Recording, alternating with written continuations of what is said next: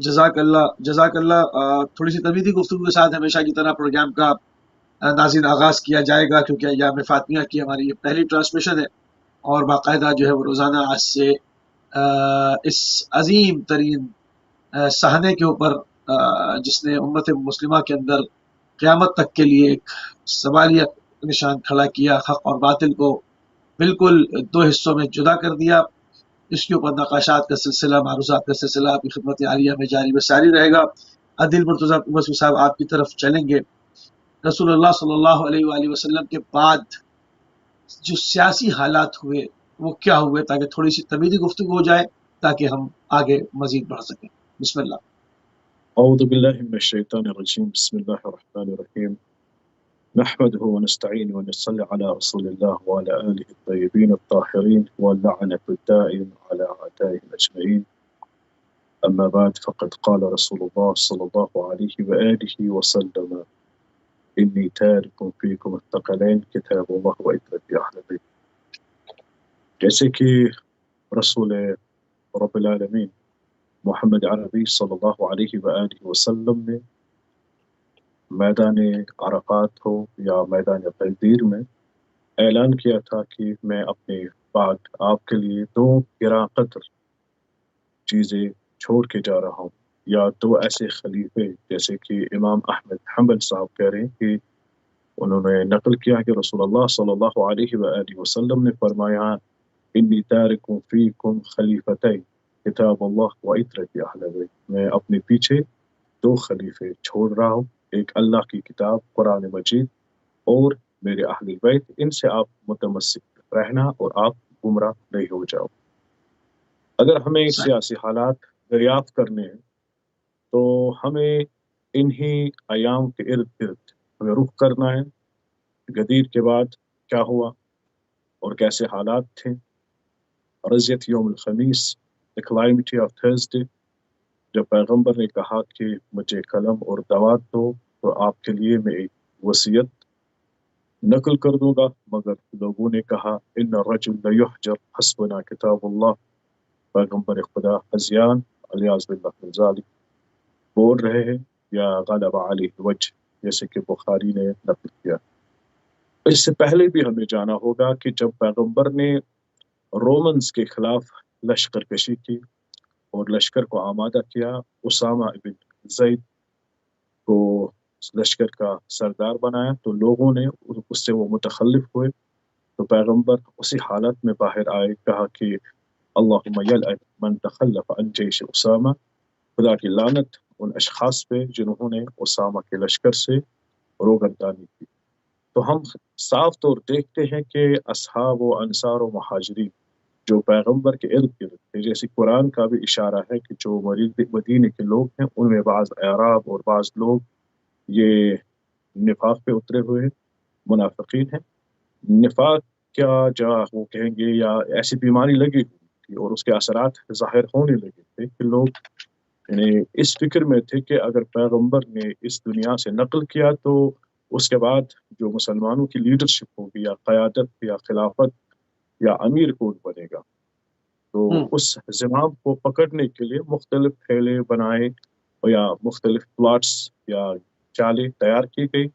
پیغمبر نے بھیجا تھا لوگوں کو آپ اسامہ کے ساتھ جائیے لشکر کشی کے لیے، مگر لوگ نہیں گئے، تو پیغمبر کو اسی حالت میں آنا پڑا۔ اس کے بعد پیغمبر کا he asked for pen and paper، یعنی جسے ہم حدیث قرطاس کہتے ہیں، اسے سب مسلمانوں نے یعنی نقل کیا ہے، اور ابن عباس نے کہا کہ سب سے مصیبت کا دن رضیت یوم الخمیس، تو اس وقت بھی پیغمبر کے خلاف یعنی علناً کہا گیا حسبنا کتاب اللہ، کہ ہمیں سنت رسول اللہ ان کی تعلیم سے کوئی سروکار نہیں ہے، ہمیں اللہ کی کتاب کافی ہے۔ اور اس موقع پہ اگر ہم دیکھیں کچھ قبیلے جو تھے وہ بیعت غدیر پہ تھے۔ اگر ہم دیکھیں کہ بنی اسد یا قبیلہ اسد کے لوگ، یا فزارہ قبیلہ فزارہ کے لوگ، یا بنی حنیف، ایسے بہت سے قبیلے تھے جنہوں نے خود جناب امیر المومنین علی ابن ابی طالب صلوات اللہ علیہ کو غدیر خود میں بیعت دی، اور وہ اسی پہ رہے۔ اور جب ثقیفہ ہوا تو ان لوگوں نے کھلن اعلاناً انہوں نے کہا کہ ہم خلیفہ جو صحیفے کے خط پہ بنا ہے اس کی بیعت نہیں دیں گے. اگر ہم تبری کی تاریخ جو ہے کا رخ کرے، دوسرا ہے جز سیکنڈ والیوم 2 پیج نمبر 61، تو ہمیں صاف ظاہر ہوتا ہے کہ اس نے نقل کیا کہ یہ قبیلے تھے، انہوں نے بیعت نہیں دی، انکار کیا. ایک ریبیلین اٹھا، بہت سے صحابہ جو تھے وہ خلاف تھے سقیفہ کے، جیسے عباس ابن عبد المطلب تھے، حذیفہ یمانی تھے، سلمان فارسی تھے، اور وزر غفاری تھے، اور ابن حنیف، ان کے دونوں جو دو بھائی تھے، یا ذو شہادتین، ایسے صحاب جو تھے رضوان اللہ تعالی علیہم اجمعین، انہوں نے کھلن کہا کہ ہم بیعت نہیں دیں گے اس کی، انہوں نے اپوزیشن. تو ایسا پولیٹیکل سینیریو مدینے میں ہوا کہ جنہوں نے حکومت خلیفے کے جو سقیفے کے خط پہ تیار کی تھی وہ نگراں ہو گئے. they were scared. Now what should we do if there will be rebellion? So یہ تو بڑے لوگ ہیں، یہ قلعے گندے ہیں، تو یہ تو ہمارے لیے مصیبت کھڑی کریں گے، اور جو ہم نے جو خلافت تیار کی ہے وہ تو پاش پاش ہو جائے گی. اس لیے انہوں نے ایک آپشن ڈھونڈا کہ how can we control these people. تو انہوں نے پولیٹیکل سینیریو کو دبانے کے لیے کہیں قبیلوں پہ فوج کشی کی، فوج بھیجی وہاں پہ، جس میں ہمیں انسیڈنٹ ملتا ہے کہ اصحاب الردہ جن کو قتل کیا گیا، مالک ابن نویرہ رضوان اللہ تعالی علیہ، اور بہت سے جو امام علی علیہ السلام کو سپورٹ کرتے تھے صحابہ، انہوں نے ہجرت کی، واپس وہ مدینے سے مکے چلے گئے. بہت سے بڑے بڑے شعراء ہیں اس میں سے. اور جناب امیر المومنین علیہ السلام کی ایسی حالت تھی کہ امام علی علیہ السلام کے ساتھ چند لوگ بعد میں رہے. ان حالات میں حکومت کے سامنے لوگوں نے استسلام کیا. We can say they surrendered, they bowed down in front of government, but there was still some people. ایک پولیٹیکل تحریک تھی جسے ہم کہتے ہیں کہ سرد جنگ جیسی شروع ہو گئی تھی مدینے میں، اور یہ لوگ خود کبھی احتجاج کرتے تھے مسجد نبوی میں، کبھی آتے تھے امیر المومنین علی بن ابی طالب علیہ السلام کے گھر میں، اور یہ قطعاً تیار نہیں تھے کہ یہ خلیفے کو بیعت دیں. صحیح. بہت خوبصورت طریقے سے ایام فاطمیہ کی خصوصی ٹرانسمیشن کا آغاز کر دیا گیا، اور رسول اللہ صلی اللہ علیہ وآلہ وسلم کے بعد فوراً جو ہے وہ سیاسی حالات امت کے اندر کیا پیدا ہوئے، مدینے کی صورتحال کیا تھی، اس کو جو ہے وہ یقیناً ایک بہت بڑا چیپٹر ہے، مگر اس کو قبلہ نے بہت خوبصورتی کے ساتھ جو ہے وہ سمرائز کیا، اور اس کا جو نچوڑ تھا، علمی نچوڑ، وہ آپ کے سامنے آپ کی خدمت میں پیش کیا. میں تیزی کے ساتھ بڑھوں گا قبلہ جناب مرزا عسکری صاحب آپ کی طرف. سینئر علماء میں ماشاءاللہ آپ شامل ہیں، اور دقیق نگاہ اور ریسرچ آپ رکھتے ہیں. قبلہ امت جو ہے وہ ٹکڑے ہوئی، اختلاف کا شکار ہوئی. ہم دیکھتے ہیں سقیفہ بنی سعدہ کے بعد یہ سب ایسے کیسے ہوا، کیونکہ مسجد کو سنگر اسلام، رسول اللہ نے مسجد کو سنگر اسلام قرار دیا تھا کہ مسجد جو ہے وہ اسلام کا مورچہ ہے، اور چھوٹے سے لے کے بڑے فیصلے تک مسجد میں ہو، اللہ کے گھر میں ہو. ہم دیکھتے ہیں کہ چونکہ غدیر پہ اعلان بھی ہو چکا، اور اس پہ سوالیہ نشان قائم نہیں ہونا چاہیے تھا کہ رسول اللہ کے بعد جانشین کون ہے. مگر اگر کسی کے دل میں کجی تھی یا اس پر بات کرنی تھی، اول تو ضرورت تھی ہی نہیں، مگر اگر کسی کو بھی اس پہ پرابلم تھی تو سنگر اسلام مسجد موجود تھی. پھر سقیفہ کی جانب وہاں جانا اور امت کا اختلاف کا شکار ہونا، اس پہ کیا کہیں گے آپ؟ اعوذ باللہ من الشیطان الرجیم، بسم اللہ الرحمن الرحیم، الحمدللہ والصلاة علی اہل اما بعد. میں سب سے پہلے آپ کی خدمت میں، اپنے محترم مولانا کی خدمت میں، اور تمام ناظرین کی خدمت میں اپنا عرض ادب و سلام پیش کرتا ہوں.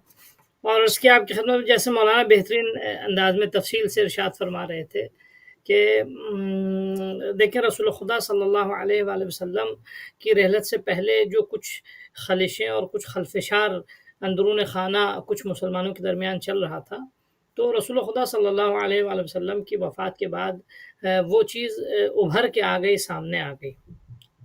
اور ایک گویا رسول خدا ایک دین لے کر آئے تھے، اور جس کو قرآن نے کہا ان الدین عند اللہ الاسلام.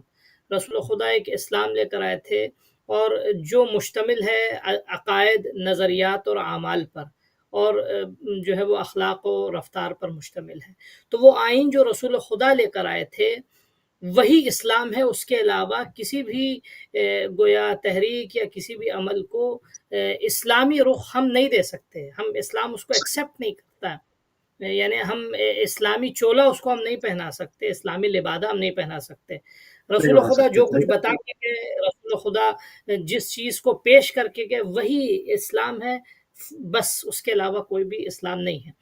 لیکن بہرحال مسلمانوں کے ایک ٹولے نے گویا کوشش یہ کی کہ اسلام کو ایک ناقص دین کی شکل میں پیش کرنے کی کوشش کریں، کہ رسول خدا گویا کچھ اہم تحریکیں تھیں، کچھ اہم کام تھے، کچھ اہم جو آبجیکٹیوز تھے جو رسول خدا اپنی زندگی میں چھوڑ گئے اور امت کے حوالے کر گئے، اور امت کو اس کا زیادہ درد تھا، جبکہ ایسا نہیں ہوا. یہ بالکل تاریخ اور حقائق کے برخلاف ہے.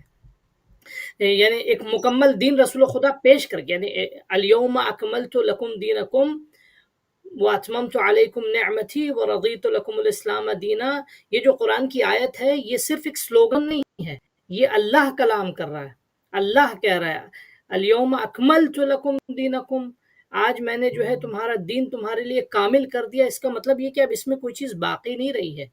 یعنی کوئی بھی شے جو مسلمانوں کو جس کی ضرورت ہو وہ اللہ نے اس کا خلاصہ، اس کا عصارہ اور اس کا حل جو ہے، اس کا سلیوشن جو ہے وہ اس اسلام کی شکل میں یا براہ راست امت کے حوالے کیا رسول خدا کے ذریعے، یا رسول خدا نے اپنے خاص تربیت شدہ افراد یا گویا اپنے خاص ولی جیسے مولا کائنات علیہ السلام یا شہزادی زہرا سلام اللہ علیہا ان کے حوالے کیا. یعنی کسی بھی سیکشن کو انٹچ باقی نہیں رکھا، کسی بھی سیکشن کو ادھورا نہیں رکھا. تو اب جب رسول خدا مکمل دین بتا کے چلے گئے تھے، اور رسول خدا جو ہے مکمل دین، دیکھیے ایک بہت واضح سی بات ہے کہ مکمل دین تفصیل و تشریح کے ساتھ امت کے ہاتھ میں نہیں آیا تھا.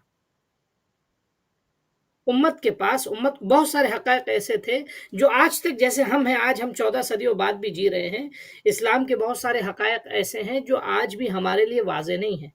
آج بھی قرآن مجید کی ایسی بہت سی آیات ہیں کہ جن کے لیے ہمیں تفسیر چاہیے، معصومین علیہ السلام کی تشریح چاہیے، ان کا بیان چاہیے. بغیر ان کے بیان کے ہم آیات کو نہیں سمجھ سکتے. بعض آیات جو ہیں وہ نص نہیں ہیں قرآن مجید کی، بعض آیات اتنی صریح نہیں ہیں، محکمات میں سے نہیں ہیں، متشابہات میں سے ہیں، جس کا علم خدا نے جو ہے وہ اپنی ذات سے مخصوص رکھا ہے، یا وہ کہ جن کو خاص علم عطا کیا ہے. تو اس دور میں رسول خدا صلی اللہ علیہ وآلہ وسلم جب جا رہے تھے تو پورا دین جو ہے تمام امت کے لیے 100% واضح نہیں ہوا تھا. کچھ خاص لوگوں کے لیے رسول خدا بیان کر کے چلے گئے تھے، پیش کر کے چلے گئے تھے. اب آپ کی خدمت میں عرض کریں، یہ رسول خدا کو اتھارٹی ہے، یہ رسول اللہ کی طرف سے اختیار ہے کہ جس کو وہ بیان کر کے جا رہے ہیں، جس کو وہ بتا کر کے جا رہے ہیں، امت کو اس کی طرف رجوع کرنے کا حکم دے کے جائے. اور کسی بھی خاص انسان کو یا کسی بھی امتی کو یا کسی بھی مسلمان کو یہ اتھارٹی نہیں ہے کہ وہ اپنی طرف سے کسی کو بھی انٹرپریٹ کرنے کے لیے، ریلیجن یا مذہب یا دین کو انٹرپریٹ کرنے کے لیے اپنی طرف سے کسی کو اپوائنٹ کر لے. کیونکہ اس لیے نہیں کر سکتا کیونکہ اسے دین کے حقائق کا علم نہیں ہے، اس نے دین کو مکمل طور پہ سمجھا نہیں، اس نے دین کو مکمل طور پہ ڈائجسٹ نہیں کیا ہے.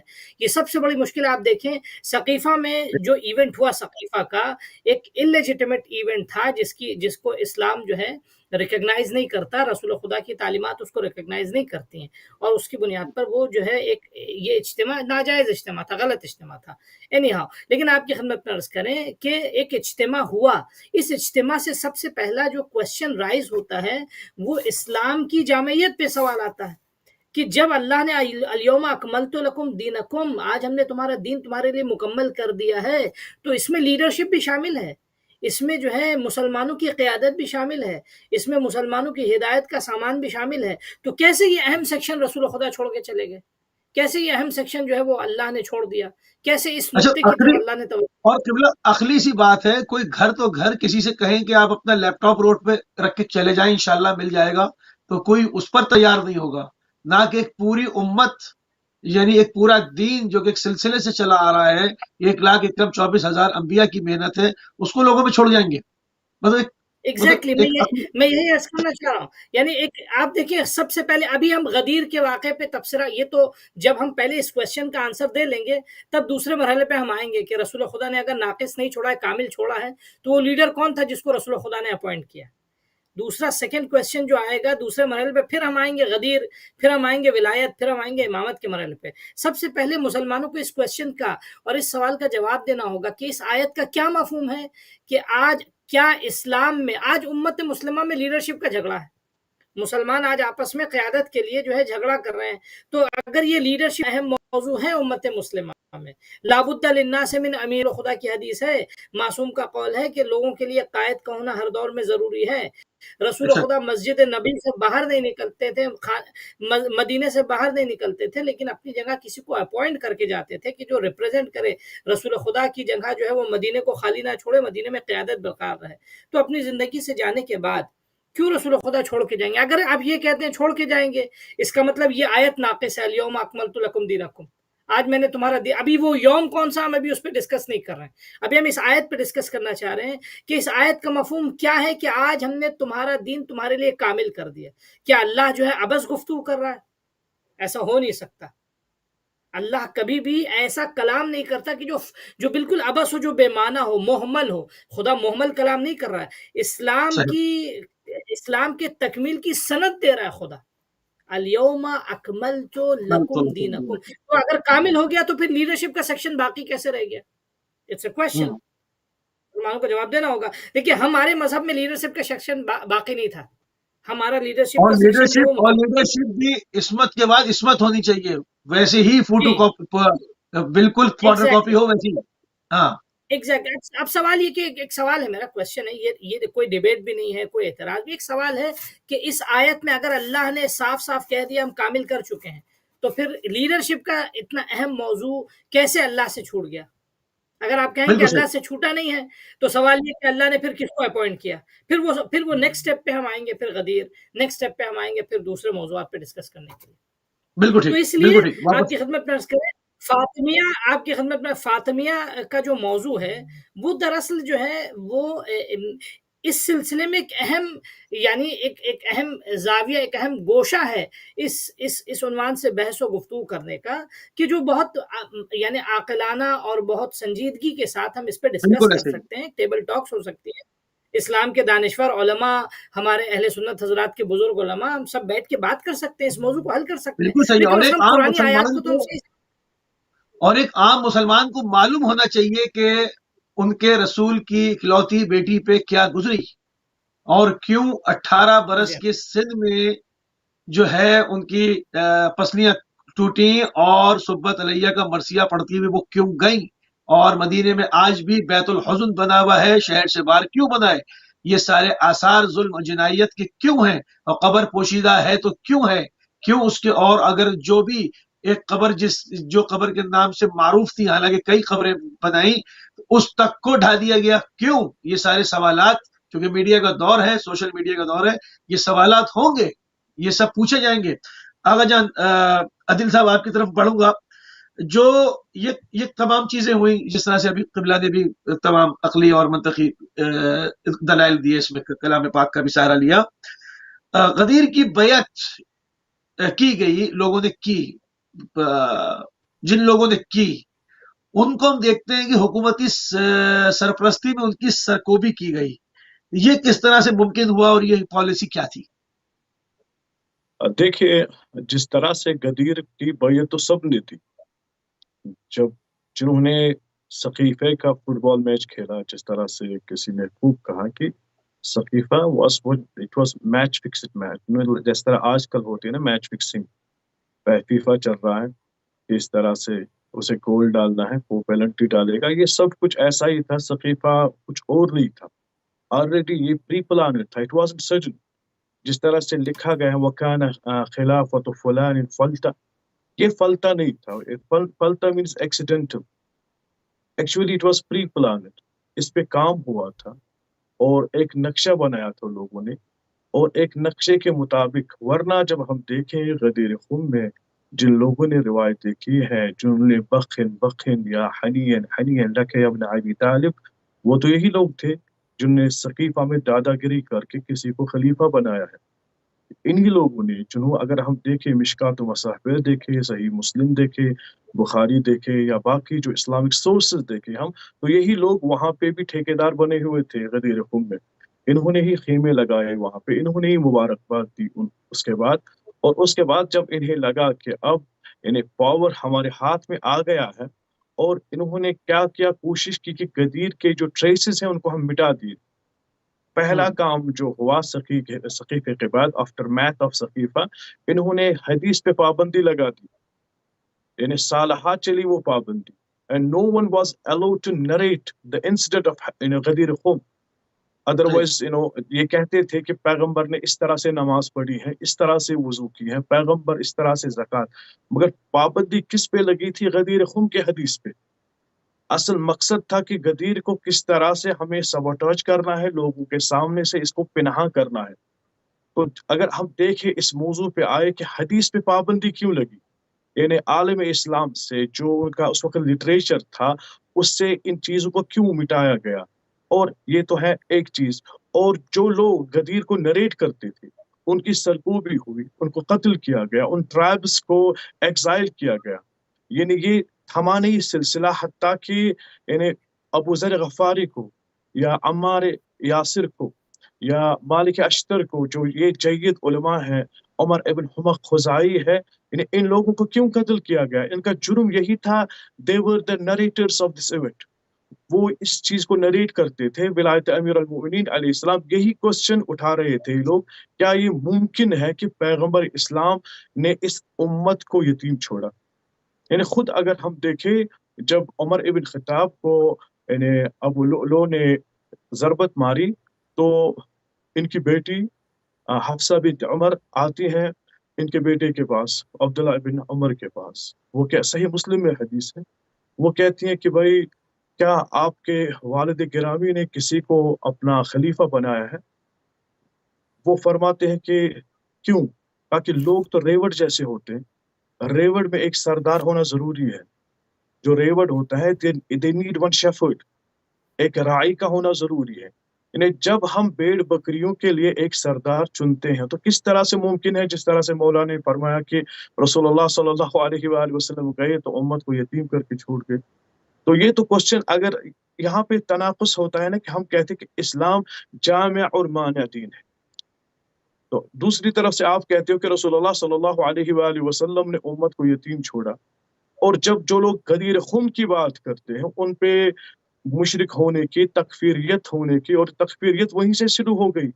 اور جو عالم اسلام میں عقیدہ جبرائٹ، یعنی جبریہ عقیدہ کہ جبرائٹ اسی دور سے شروع ہوا. اگر کسی کو قتل کرتے تھے کہتا تھا کہ یہ تو ہم نے نہیں کیا ہے، تو یہ اللہ نے اسے قتل کیا ہے. ہاں، جیسے آج نامعلوم افراد قتل کرتے ہیں، اس زمانے میں جن مار رہے تھے، کہتے تھے جنہوں نے مار دیا. قتل ایوب انصاری کو قتل کیا گیا تو بعد میں کہا کہ قتل جن، ورنہ سہام اور تیر اور ان کی چیزوں کے نشانات اس کے جسم پہ تھے. تو یہ پہلا انسانی مرڈر ہوا ہے جنہوں نے کیا ہے، تو جس کے آج تک بھی ہمیں اس کی انویسٹیگیشن کرنی چاہیے. تو دیکھنا چاہیے کہ جو اصحاب رسول صلی اللہ علیہ وآلہ وسلم رضی اللہ تعالی عنہ، اس کو کس نے قتل کیا تھا، کس جریمے قتل کیا گیا تھا، اور یہ ایپیسوڈ کیسے رونما ہوا، یعنی کیوں ثقیفہ رونما ہوا، کس طرح سے، یعنی یہی تو کیوں، یعنی انہوں نے ابن قحافہ کو کیوں خلیفہ بنایا، دوسرا کوئی نہیں تھا وہاں پہ. یعنی اس کی یعنی کرائٹیریا کیا تھا، اس کا کوالیفیکیشنز کیا تھی، کیا وہ سب سے زیادہ عالم تھے، سب سے زیادہ شجاع تھے؟ جس طرح سے قرآن ہمیں کانسیپٹ دیتا ہے کہ خلیفہ یا ملک یا بادشاہ ہونا، اس کے لیے دو کرائٹیریا قرآنی کرائٹیریا ہے. وہ ہے کہ یہ شجاع ہونا چاہیے اور سب سے زیادہ عالم ہونا چاہیے. جس طرح ہم تقلید میں کہتے ہیں کہ عالم ہونا چاہیے. کیا یہ شجاع تھا؟ یعنی کس جنگ میں انہوں نے تلوار اٹھا کے رسول اللہ صلی اللہ علیہ وآلہ وسلم کے سینے سپر رہے، اور کس جنگ میں انہوں نے معرکہ فتح کیا؟ کیا خیبر سے یہ نہیں بھاگے؟ کیا حنین سے یہ نہیں بھاگے؟ کیا یہ بدر سے نہیں بھاگے؟ وہ کون سا جنگ ہے، کون سا معرکہ ہے جس جنگ سے یہ نہیں مارے؟ یعنی یہ تو بھاگ رہے تھے، یہ تو بھاگنے والوں میں سے، یہ تو قرار نہیں تھے، یہ تو فرار لوگ تھے. تو پھر فراری کو آپ نے کس طرح سے چن لیا اس کی جو قرآن کے قانون کے خلاف ہے؟ کیا یہ سب سے زیادہ عالم تھے؟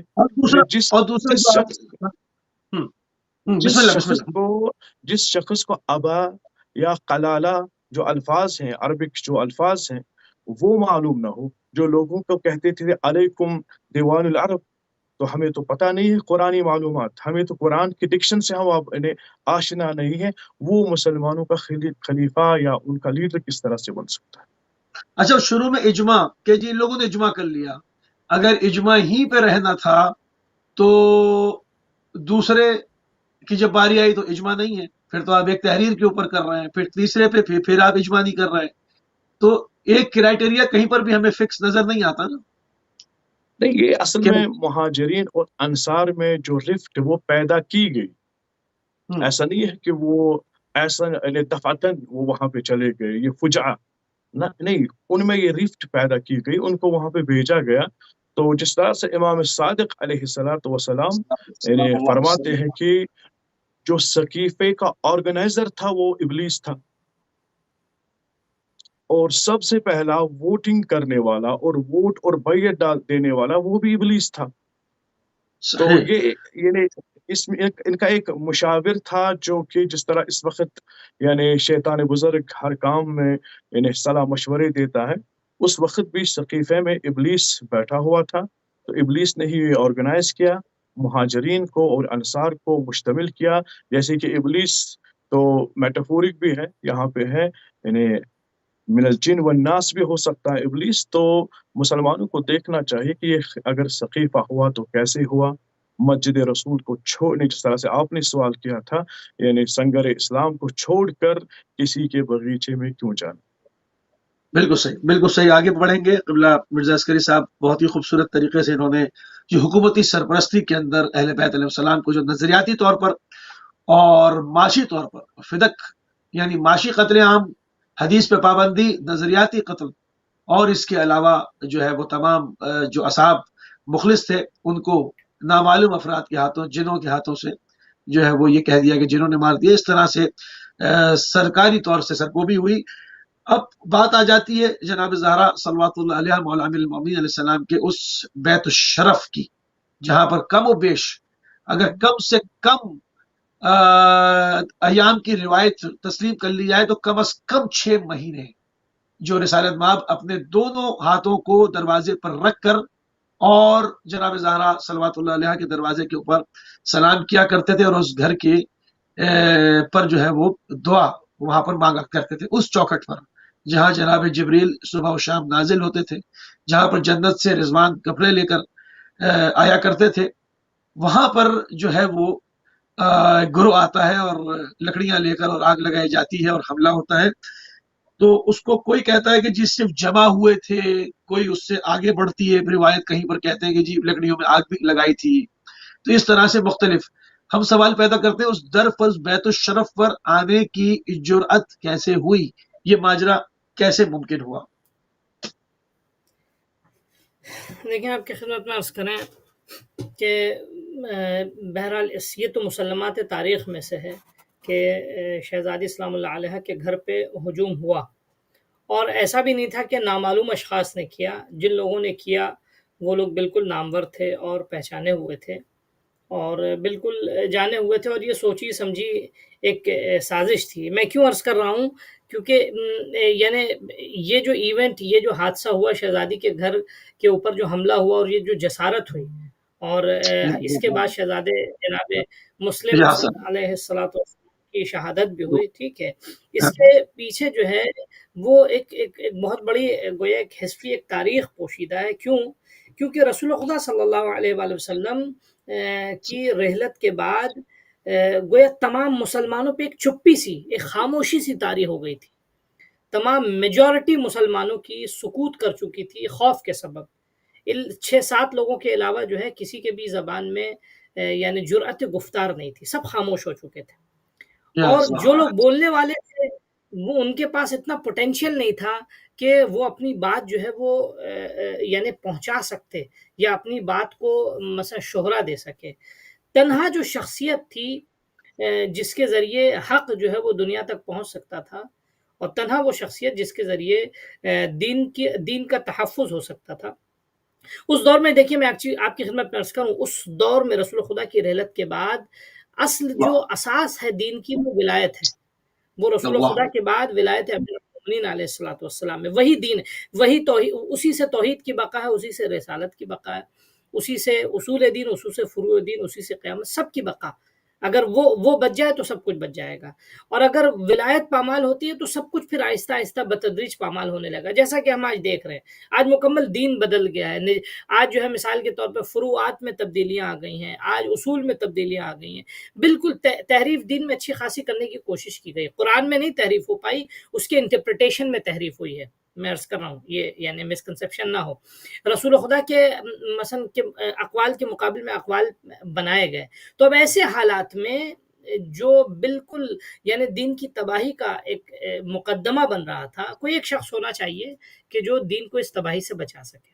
وہ تنہا ذات تھی شہزادی زہرا سلام اللہ علیہ کی، کیونکہ مولا کائنات گویا دنیاوی نظام کے اعتبار سے خود مدعی تھے، اور کیونکہ دیکھیے جہاں کلام خدا اگر حاکم ہو تو ٹھیک ہے، وہاں تو ہم قرآن سے پھر ہم اپنا فیصلہ کروائیں گے اور رسول خدا کے کلام سے اپنا فیصلہ کروائیں گے، لیکن جہاں ہم کلام خدا کے مقابل میں لوگوں کو کھڑا کر دیں کہ گواہ لے کر آؤ، شہود لے کر آؤ، اور جہاں مثلا کلام خدا کو پس پا رکھ دیا جائے، کلام رسول خدا کو پس پا رکھ دیا جائے، تو پھر وہاں ایسے حالات میں کوئی ایسا شخص بولنے والا ہو، ٹھیک ہے، کہ جو مولا کائنات کے علاوہ ہو اور اس کی بات کو کوئی رد نہ کر سکے۔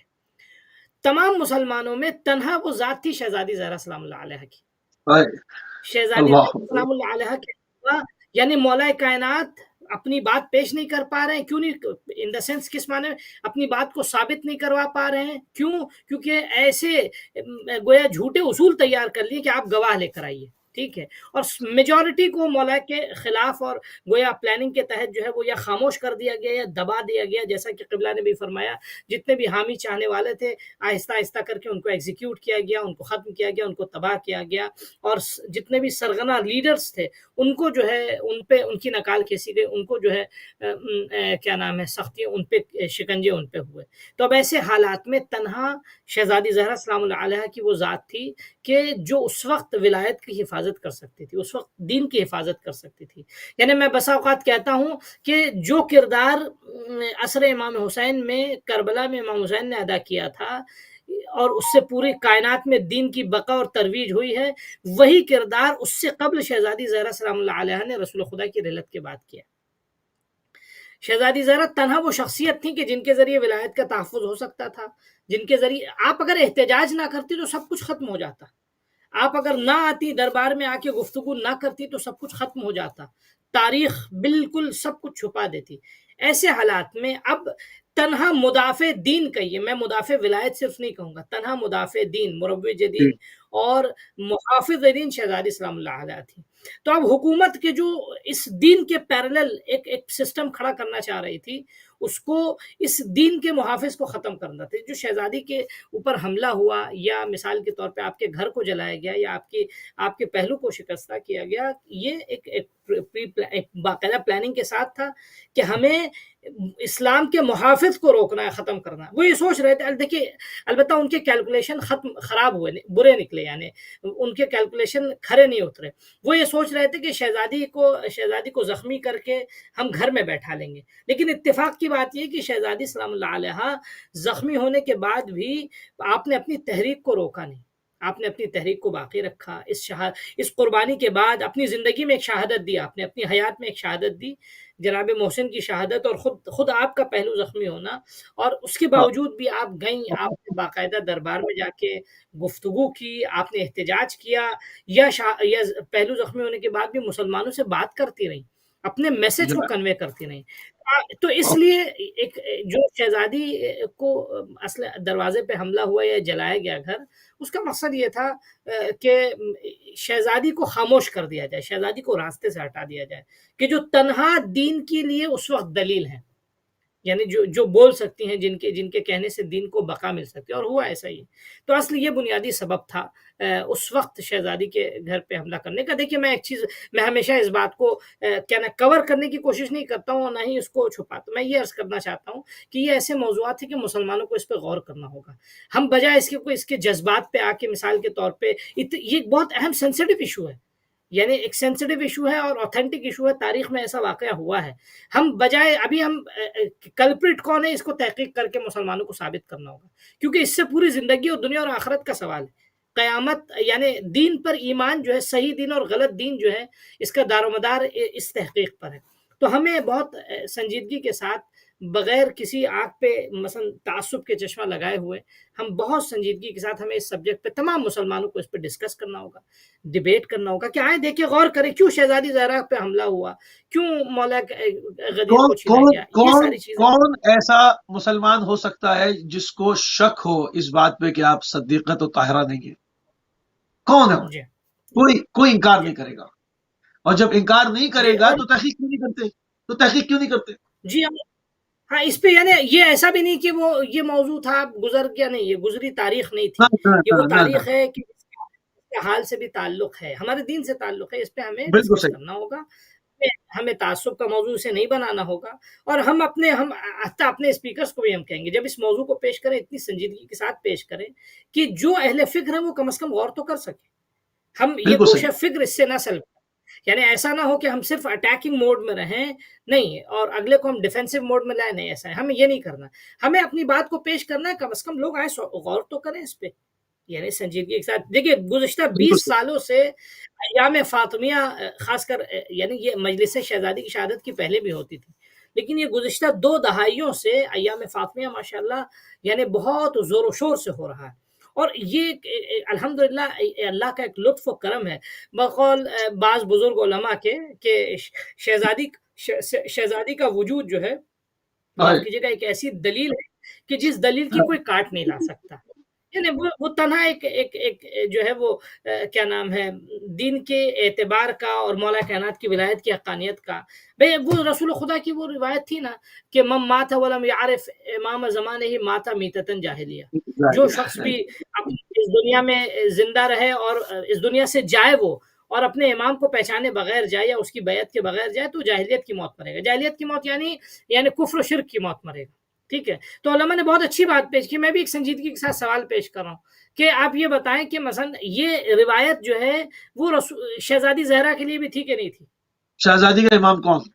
شہزادی کا امام کون؟ شہزادی کا، بسم اللہ، شہزادی کا امام، یہ کوسچن، شہزادی کا، ہم تمام مسلمانوں کا فرض ہے ہم اس پہ غور کریں، شہزادی کا امام کون ہے؟ شہزادی کس کو، اگر یہ کہیں کہ وہ بغیر امام کے گئیں، یہ تو طے ہے کہ جناب ابو بکر، لیکن یہ طے ہے جناب حضرت ابو بکر کے ہاتھ بیعت نہیں کی، انہوں نے نہیں مانا ان کی خلافت کو، وہ اعتبار نہیں دیتی تھی، تو اب سوال یہ کہ اگر ان کے ہاتھ بیعت نہیں کی انہوں نے، حتیٰ مثلا معتبر روایات کے مطابق جو انہوں نے سلام کیا تو رخ موڑ لیا انہوں نے، ٹھیک ہے، جواب نہیں دیا، ٹھیک ہے، گھر پہ آ کے حتیٰ مولا کائنات کے سے سفارش کی تو مولا کائنات نے شہزادی سے اجازت مانگی، آئے گھر پہ، تو شہزادی ان کو امام تو نہیں مانتی تھی، یہ طے تھا، تو اب سوال یہ کہ اگر ان کو امام نہیں مانتی تھی تو رسول خدا کی حدیث کے مطابق کوئی نہ ہونا چاہیے آپ کا، کوئی نہ کوئی آپ کا رہبر تو ہونا چاہیے، تو شہزادی کا رہبر کون؟ یہی سوال مسلمانوں کے لیے ایک تحقیق کا موضوع ہے، جو شہزادی کا امام، وہی شہزادی کا امام ہے، ہمیں غور سنجیدگی سے کرنا ہوگا، ہم کسی پہ اٹیک نہیں کر رہے ہیں، کوئی تہاجم نہیں، کسی کی شخصیت، جو شہزادی کا امام وہی ہمارا امام ہے، جو شہزادی کا امام وہی ہمارا امام ہے۔ ہاں، اب مسلمان اس پہ غور کریں کہ شہزادی کا امام کون تھا۔ بالکل ٹھیک۔ عادل صاحب قبلہ، آپ کی طرف آؤں گا تیزی سے، کیونکہ جب شہزادی کا ذکر ہو رہا ہے اور ہم دیکھتے ہیں تو اگر حقیقت کی نگاہوں سے دیکھا جائے تو آپ اول مدافع ہیں، اول شہیدہ ہیں، اول مظلومہ ہیں، اور آپ نے حریم ولایت کے دفاع میں جو ہے وہ جان دی ہے۔ آپ جو شہید ہوئی ہیں، جو شہیدہ ہیں، وہ مولا بالمومنین کی ولایت کی دفاع میں پہلی شہادت جو ہے وہ شہزادی کی ہے، اور اس کے بعد جتنے بھی شہید ہیں اس راہ کے وہ اس کے بعد ہیں اور شہزادی کی پیروی میں ہیں۔ جو بھی مولا بالمومنین کی حرم کے اور ان کی ولایت کے مدافعت کے اندر جان دے گا، وہ نقش پا فالو کر رہا ہے شہزادی کے، کیونکہ آپ اول مدافع بھی ہیں، اول شہیدہ بھی ہیں راہ ولایت کی۔ تو یہ کیسے ممکن ہو گیا؟ دنیا جانتی تھی جب شہزادی تشریف لاتی تھی تو رسول اللہ بحیثیت والد کے نہیں کھڑے ہوتے تھے، اگر بحیثیت والد کے کھڑے ہوتے تو جب بیٹیاں آئیں تو تمام باپوں کو چاہیے کھڑے ہو جائیں، وہ رسالت کی حیثیت سے آپ کا استقبال کھڑے ہو کے کیا کرتے تھے اور اپنی نشست پر آپ کو بٹھایا کرتے تھے۔ تو آپ کا احترام، آپ کی فضیلت، آپ کا علم، آپ کا مرتبہ، آپ کی شخصیت جو ہے وہ کسی سے ڈھکی چھپی نہیں تھی۔ پھر کیا ہوا کہ تمام امت آپ کے اس معاملے میں اہل بیت کے سامنے متحد ہو گئی اور قبائل نے ایکا کیا اور رسول اللہ کی کسی بھی بات کی پرواہ نہیں کی۔ یہ کیوں ممکن ہوا؟ ورنہ شہزادی کے گھر کی طرف آپ حملہ کے ہی نہ ہو۔ سوال آپ کے سوال پہ آنے سے پہلے میں مولانا صاحب نے جو وجہ فرمایا کہ جس طرح سے علماء کو اس موضوع پہ بات کرنی چاہیے، شہادت جناب فاطمہ زہرا علیہ السلام، جس طرح سے متقدمین چاہے وہ اہل سنہ کے علماء ہو یا شیعہ علماء، ابن قتیبہ تینوری جو امام بخاری صاحب کے استاد تھے، انہوں نے الامام و سیاسہ میں مفصلاً اس چیپٹر پہ بات کی اور مدلل انداز میں کمپریہنسو طریقے سے کس طرح سے ہوا، کیوں ہوا ہے، کیوں لوگ اس طرح گھر پہ آئے۔ ابن قتیبہ صاحب فرماتے ہیں کہ جو خلیفہ ثانی ہیں انہوں نے خلیفہ اول کو مشورہ دیا کہ جو یہ بیعت سے فرار ہو رہے لوگ، ان کو واپس لاؤ اپنی بیعت میں، کوئی بھیجو۔ پہلا وفد بھیجا گیا، ان کا ٹیون جو تھا وہ سموتھ تھا، یہ نرم انداز سے قنفذ کو بھیجا گیا۔ قنفذ جناب امیر المؤمنین علیہ السلام کے گھر پہ گیا، یہ کہا کہ خلیفہ آپ کو بلا رہے ہیں۔ کہا کون سا خلیفہ؟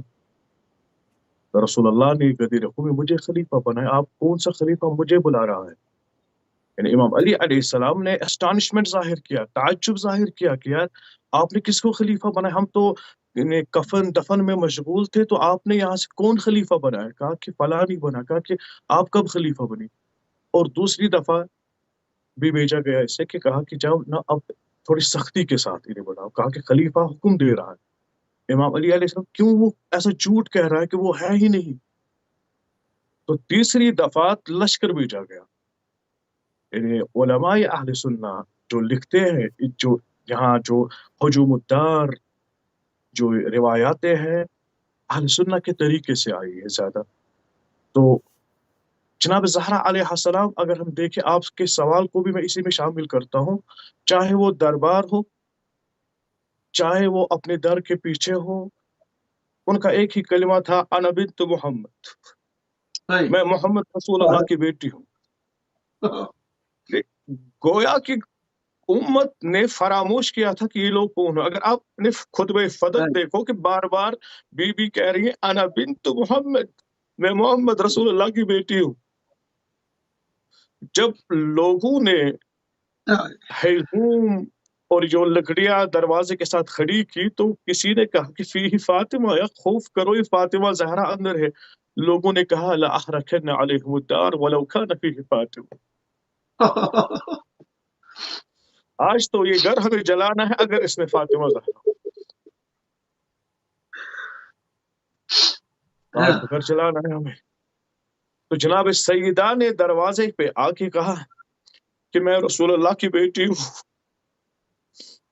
اس دروازے پہ جبرائیل امین اجازت لیتے تھے، حدیث قصاص سنی اور شیعہ کتب میں شامل ہے اور گواہ ہیں کہ جب امین آتے تھے کہتے حل استعذن لی ان ادخل معکم یا اہل بیت نبوی۔ رسول اللہ مسلسل آئے اس دروازے پہ کھڑے ہو کے کہ السلام علیکم۔ آج اسی دروازے پہ لوگ جمع ہوئے، ایک اندھا صحابی تھا رسول اللہ کا، ایک اندھا تھا، تو اس کے کانوں میں شور ہوا، تلواروں کے شولوں کے ناروں کے شور، یہی لأحرقن علیہم الدار لنحرقن علیہم الدار۔ کہا کہ کیا رومن جو تھے کہ انہوں نے حملہ کیا ہے مدینے پہ؟ اس کی بیٹی نے کہا کہ نہیں، یہ رسول اللہ کی بیٹی پہ گھر پہ حملہ ہو رہا ہے۔ عجیب حالات ہوئے کہ اگر ہم دیکھیں کہ جناب زہرا کی خود مرثیہ ہے، یعنی انس ابن مالک صاحب نقل کرتے ہیں کہ جب ہجوم ہوا، دربار میں گئی بی بی، سب کچھ لٹا، پہلو شہید تھے، تو پھر اتنی سختی تھی کہ بی بی کو اجازت نہیں تھی کہ وہ اپنے والد محترم کی قبر پہ جائے، ایسی سختی آئی۔ تو جناب اپنے بھائی کی قبر پہ جاتی تھی اور وہاں پہ وہ تربت اٹھاتی تھی، پھر کہ ماذا علی من شم تربت احمد، اور اپنی جبین سے لگاتی تھی وائے کی تربت، اور اس کے بعد کہتی کہ صبت علیہ مصائب، نے مرثیہ پڑھتی تھی اور کہتی کہ باپ میرے والد کل تک جو ہمارا احترام کرتے تھے، آج مدینے کے ہر کمین اور شریف سے میں ڈرتی ہوں آپ کی بیٹی۔ روایت میں ہے کہ اس حملے کے بعد، ہجوم کے بعد، بی بی ایک کونے میں سمٹی ہوئی تھی، اگر پتا بھی ہلتا تھا تو بی بی کانپ اٹھتی تھی۔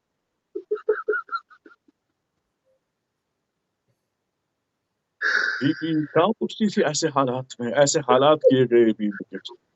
مگر ہر موقع پہ جب بی بی دربار گئی تو خطبہ دیا، حمد و ثنا کیا، لوگوں کو یادداشت دلائی، دیکھو بھائی میرے باپ نے آپ کو نجات دی، اور میرا جو شوہر ہے وہ وصی رسول اللہ ہے، اور لوگ یاد رکھو انا بنت محمد۔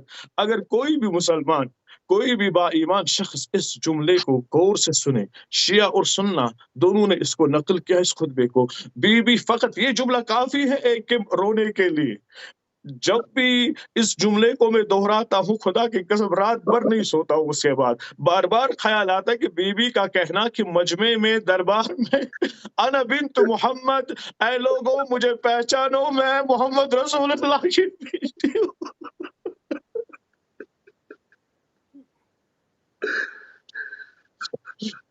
میں محمد رسول اللہ کی بیٹی ہوں، محمد رسول اللہ کی بیٹی ہوں، کس گھر پہ حملہ کرتے ہو؟ اللہ اکبر، اللہ اکبر۔ قبلہ دروازے پہ حملہ ہوتا ہے اور تمام جو واقعات ہیں تفصیل طلب ہے، اور وہ یقیناً ابھی ایام فاطمیہ شروع ہوئے ہیں، اب اس کے اوپر مسلسل بات کریں گے اور اس پر تفصیل سے اس کی جو معروضات ہیں اس کے اوپر بھی جائیں گے۔ بیت الحزن کا بھی ہمیں جو ہے وہ تذکرہ ملتا ہے قبلہ عسکری صاحب۔ بیت الحزن، بیت الحزن کیوں، جب مولا کا گھر موجود تھا تو بیت الحزن کیوں بنایا گیا؟ کیوں؟ کیا امیر المومنین نے خود بنایا یا کوئی اور وجہ تھی سیاسی؟ نہیں، یہ بھی مصائب اور علام کا ایک حصہ ہے کہ جب آپ اپنے گھر میں گریا کرتی تھیں اور اپنے بابا کے اوپر گریا کرتی تھیں، یا جو مصائب ہوں ان پہ گریا ہوتا تھا خاص کر، تو لوگوں نے اعتراض کرنا شروع کیا مولا کائنات کی خدمت میں آ کر کہ ابوالحسن آپ فاطمہ سے کہیے یا دن میں رویا کریں یا رات میں رویا کریں۔ اچھا دیکھیں، شہزادی کا گریا جو تھا وہ اس کا درد ہی کچھ مختلف تھا۔ درد ایک تو بابا کے فراق کا درد، اس کے بعد جو ہے معاشرہ بالکل بدل گیا۔ یہ درد آپ دیکھیں نا، یعنی آپ جیسے قبلہ بھی فرما رہے تھے کہ بالکل معاشرہ اس طرح منقلب ہوگا، یعنی گویا شب روز میں تبدیل ہو گئی، یا روز جو ہے وہ شب میں تبدیل ہو جائے، ایسا بدلاؤ ہو، یعنی نور تاریکی میں بدل جائے، یا ایک دم ایسا بدلاؤ ہوا۔ وہ لوگ جو آ کے دروازے پہ سلام کرتے تھے، وہ لوگ جو آ کے احترام کرتے تھے، رسول خدا نے بار بار کہا، یعنی اشارہ کر کر کے دروازے کی طرف، جب آیت تطہیر نازل ہوئی ہیں تو اس کے بعد 6 مہینے تک رسول خدا نے آ کے دروازے پہ سلام کیا اور لوگوں کو، مسلمانوں کو بتایا، لے کے آتے تھے، ساتھ میں صاحب بھی ہوتے تھے۔ تو ایسی صورت میں شہزادی کے لیے سب سے بڑا درد یہ تھا کہ ایک تو میرے بابا اس دنیا سے گئے، اور مسلمان جو ہمارے دروازے پہ آ کے سلام کرتے تھے، ہماری اجازت کے بغیر گھر میں نہیں آتے تھے، آج یعنی یہ ستم ہوا کہ ہماری کوئی بات سننے کو تیار نہیں ہے۔ ہم سے لوگ کہہ رہے ہیں، ہم صدیقہ ہیں، ہم سے لوگ کہہ رہے ہیں آپ گواہ لے کر آئیے۔ میرے بچے جو جنت کے سردار ہیں ان سے کہہ رہے ہیں کہ ان کی گواہی قبول نہیں ہے۔ ٹھیک ہے، یہ سب اب یہ سب سوچ کر شہزادی گریا کرتی تھی، تو لوگوں نے آ کے اعتراض کرنا شروع کیا۔ یہ بھی اعتراض بھی سیاست کا حصہ تھا، کیا، کیونکہ بہرحال جو ہے گریا جو ہے وہ لوگوں کے مردہ ضمیر کو زندہ کر سکتا ہے، احساسات کو بیدار کر سکتا ہے۔ یہ خوف تھا شہزادی کے گریے پہ۔ ہو سکتا تھا مسلمان کچھ آس پڑوس کی آواز سن کر بیدار ہوتے، ان کے دل کی غیرت جو ہے، انسانیت ان کی بیدار ہو جاتی، ان کا ایمان جاگ جاتا، تو فوراً جو ہے مولا کائنات سے اعتراض کیا کہ آئیے آپ فاطمہ سے کہیے یا دن میں رویا کریں یا رات میں رویا کریں۔ خوب یہ کوئی ڈیوٹی نہیں تھی جو دن اور رات میں گریا کرے۔ انسان کا جب دل غم سے بھرا ہوتا ہے تو وہ شب و روز نہیں دیکھتا، وہ وقت معین نہیں کرتا ہے کہ میں رات کو گریا کروں گا اور دن کو گریا نہیں کروں گا۔ مولا کائنات کو احساس تھا شہزادی کے غم کا، آپ نے ایک بیت الحزن بنا دیا شہزادی سلام اللہ علیہ کے لیے کہ جہاں بیٹھ کر آپ گریا کریں، اور گویا اپنے دل پہ جو رنج و آلام و مصائب جو آپ پہ ہوئے ہیں، ان آلام و مصائب کو جو ہے گویا آپ اس کی تشفی ہو سکے۔ اور البتہ یہ بھی جب شہزادی وہاں گئیں تو خیر دیکھیے، مکر ہوا مکر اللہ، دشمن ایک مکر کرتا ہے، تو ایسا نہیں تھا جب شہزادی وہاں جاتی تھیں تو بہرحال ایسا نہیں تھا کہ اکیلے بیٹھ کے گریا کرتی تھیں، یہ آہستہ آہستہ مدینے میں بات پھیلنے لگی تھی کہ شہزادی جو ہے وہ بیت الحزن میں جا کے علی نے خاص ایک جگہ بنائی ہے، ایک گھر بنایا ہے، گویا ایک حجرہ بنایا ہے فاطمہ سلام اللہ علیہ کے گریے کے لیے. تو یہ گویا مولا کائنات کا ایک کاؤنٹر اسٹریٹجی تھی کہ جو آپ نے وہاں بنائی، کیونکہ شہزادی کے لیے ایسا نہیں تھا، پاسبل ہی نہیں تھا کہ وہ رات میں روئیں اور دن میں نہ روئیں، دن میں روئیں اور رات میں نہ روئیں، وہ رات ہاں میں اپنے یہ مصائب کو یاد، دن میں اپنے مصائب کو یاد نہ کریں. یہ ایک غیر معقول مطالبہ تھا، یعنی یہ انسانیت سے ہٹ کر بالکل نچلے درجے کا مطالبہ تھا کہ شہزادی سے کہیں آپ دن میں روئیں رات میں روئیں. تو مولا کائنات علیہ الصلوۃ والسلام نے ان احساسات و جذبات کو، کیونکہ یہ دراصل اگر ایسا نہ کرتے تو پھر ایک دوسرا اٹیک ہوتا، ایک دوسری پابندی عائد کرتے یہ لوگ کسی نہ کسی بہانے سے، کہ گویا جو ہے وہ تاریخ کوئی نہ کوئی دوسرا فتنہ کھڑا کرتی کہ فاطمہ جو ہے وہ دوسروں کو اذیت کرتی تھی اپنی چیخ سے، علیہ باللہ، اپنی آواز سے، اپنے بین سے. لوگ جو مدینے میں معترض تھے اور لوگ پریشان تھے. تو اس لیے مولا کائنات نے ایک دوسرے فتنے کو سر اٹھانے سے پہلے ہی کچل دیا. شہزادی کے لیے ایک باقاعدہ بیت الحزن بنایا کہ جہاں محض آپ کا گریہ نہیں تھا، بلکہ اس گریے کے ذریعے گویا جو آپ اپنے حق کا مطالبہ اور اپنے حق کا دفاع کر رہی تھی. یہ شہزادی سلام اللہ علیہ کے لیے مولا کائنات ایک اسٹریٹجی اپنائی. ہمیں اس زاویے سے اس کو دیکھنا ہوگا. اور یقیناً بہرحال آپ کی خدمت میں جیسا میں نے عرض کیا کہ شہزادی پہ جو مصائب آئے ہیں، صرف اب ایک گوشے پہ اگر انسان غور کرے تو مسلمانوں کے لیے بہرحال ان کے دل کے مثلا کیا نام ہے تڑپنے کے لیے اور پسینے کے لیے کافی ہوگا کہ جیسے رسول خدا کی بیٹی دختر رسول جس کے دروازے پہ سلام ہو رہا ہے، 6 ماہ مسلسل رسول خدا آتے ہیں تو اپنی یہ ابا جو ہے وہ بچھا دیتے ہیں پیر اور خود کہتے ہیں بیٹی فاطمہ تم میری جگہ پہ آ کر بیٹھو. ایسی لیکن بیٹی اب کا احترام. ایک خیمے میں رہنا ہوگا نا، 2 خیموں میں تو جی نہیں رہ سکتے. بالکل. مسلمانوں کو بالآخر ایک خیمے میں رہنا ہے، یا جناب یعنی زہرا صلوات اللہ علیہ کے خیمے میں رہیں، یا جناب زہرا صلوات اللہ کے خیمے میں رہیں، حق کے ساتھ رہیں، اہل بیت کے ساتھ رہیں، یہاں اس خیمے میں رہیں جو جوانان جنت کی گواہی کو بھی تسلیم نہیں کرنا ہے. تو یہ فیصلہ مسلمانوں نے کرنا ہے، ہر آدمی نے کرنا ہے، ہر انڈیویجول نے، مجھے بھی کرنا ہے، آپ نے بھی، سب نے، جو دیکھ رہے ہیں انہوں نے بھی، جو نہیں دیکھ رہے انہوں نے بھی سب نے کرنا ہے فیصلہ. کیونکہ اگر انسان کہتا ہے لا الہ الا اللہ محمد رسول اللہ، تو اس کو جو ہے وہ فیصلہ کرنا پڑے گا کہ اب وہ جو ہے رسول اللہ کا جانشین کون، شہزادی کا امام کون. تو اس کو ایک خیمے کا تعین کرنا پڑے گا، بغیر خیمے کے نہیں رہ سکتا. یہاں پر فیصلہ یہ حق اور باطل کا مارکا ہے، اور اس میں آپ کو ایک سائٹ لینی پڑے گی. قبلہ عادل صاحب آپ کی طرف آؤں گا. تو علن اعلان جنگ جو ہے حکومت کی طرف سے، علن اعلان جنگ جو کھلی جنگ شروع ہوئی اہل بیت سے، وہ مرحلہ کیا تھا؟ کس وقت؟ کیا در زہرا کے اوپر صلوات اللہ علیہ کے اوپر حملے سے شروع ہوئی، یا اس کے بعد اور کچھ تاریخ کہتی ہے؟ دیکھیے کہ جس طرح سے مولانا فرما رہے تھے کہ یعنی اہل البیت علیہ السلام انہوں نے پالیٹکس یا سیاست نہیں کھیلی، وہ اپنے حق جو یعنی آسمانی حق ہے جن کا تقرر اللہ سبحانہ و تعالیٰ نے کی ہے، وہ قرآن اور سنت اور دین اسلام کی بقا کے لیے وہ جہاد فی سبیل اللہ کر رہے تھے. اور دوسری جانب جو تھے وہ لوگ جو معارض تھے ان کے، وہ لوگ فی سبیل سیاسہ اور سیاسہ یا پالیٹکس کے لیے چیزیں کر رہے تھے. کس طرح سے؟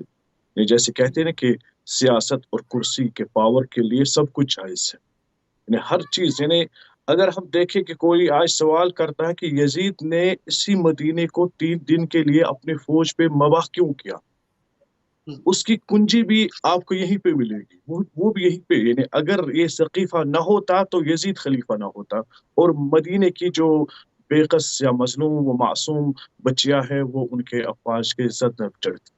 تو سب کچھ یہیں سے. یعنی اگر ہم دیکھیں کربلا میں حسین شہید کیوں ہیں، یہیں پہ سب کچھ یہیں پہ آتا ہے، مدینے سے ہی شروع ہوا ہے. مدینہ وہ یعنی اصل میں وہ تو مخزن ہے، مرکز ہے. تو اعلاناً اسی وقت جنگ ہوا کہ جب لوگوں نے کہا کہ ان الرجل لیحجر حسبنا کتاب اللہ. یہ اعلاناً جنگ تھی کہ جب لوگوں نے کہا کہ رسول اللہ صلی اللہ علیہ وآلہ وسلم ہذیان بول رہے ہیں، اور خود بی بھی کہہ رہی ہے کہ ابھی رسول اللہ کے چند ہی دن ہوئے کہ اس دنیا سے رخصت گئے، کہ لوگوں کے جو رویے ہیں وہ تبدیل ہو گئے۔ ایک دن مولا متقیان بازار سے واپس آ رہے تو بی بی نے کہا کہ یا علی علیہ السلام آپ کے چہرے اقدس پہ یہ مایوسی کے آثار کیسے ہیں، یہ غم کے آثار کیسے ہیں؟